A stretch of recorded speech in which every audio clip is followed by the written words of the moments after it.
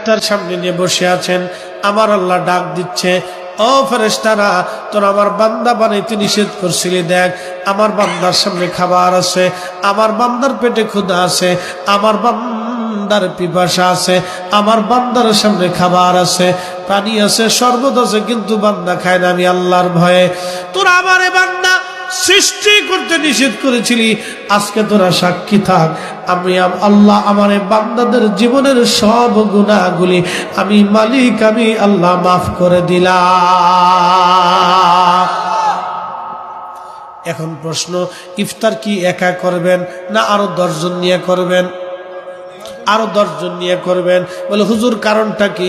আল্লাহ নবী বলেন, সাহাবীরা রে, তুমি একা ইফতার করিও না, যদি সম্ভব হয় তোমার রোজাদার ভাইকে একটা খেজুর দিয়ে হলে ইফতার করাও।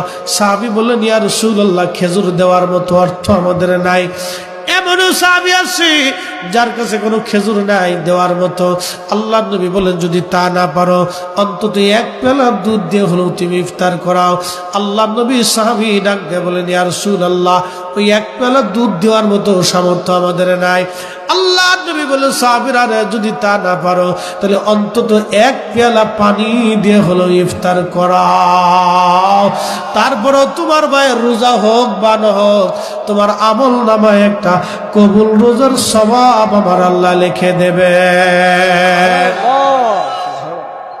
আল্লাহ নবীকে জিজ্ঞেস করা হলো, ইয়া রাসূলুল্লাহ, আইউল ইসলামি খায়রুন, ইসলামের মধ্যে উত্তম কাজ কি?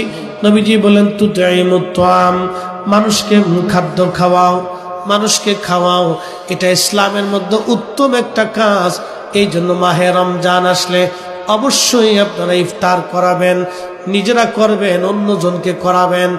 আর যদি যারা ধনী বা অর্থবিত্তের মালিক আছেন, আপনারা সারা এলাকা দিয়ে খুঁজবেন, দেখবেন হয়তো দরিদ্র গরিব মিসকিন যারা আছে তাদের ঘরে ঘরে কিছু কিছু ইফতার আপনি পাঠাই দিয়ে আসবেন, কিছু খাবার টাবার কিনে দিয়ে আসবেন।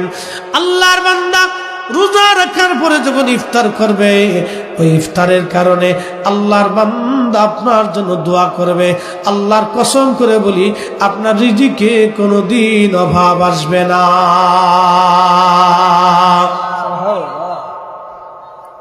মাহে রমজানে কেউ যদি একটা নফল ইবাদত করে, অন্য মাসে একটা ফরজ ইবাদতের সমান সওয়াব হয়ে যায়।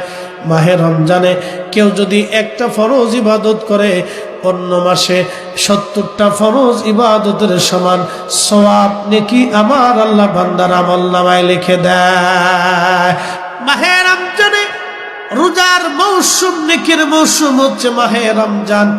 অত্যধিক পরিমাণে মাহে রমজানে আপনি নফল ইবাদত করবেন, ফরজ তো করা লাগবেই, অত্যধিক পরিমাণে নফল করবেন, অত্যধিক পরিমাণে আপনি দান সদকা করবেন।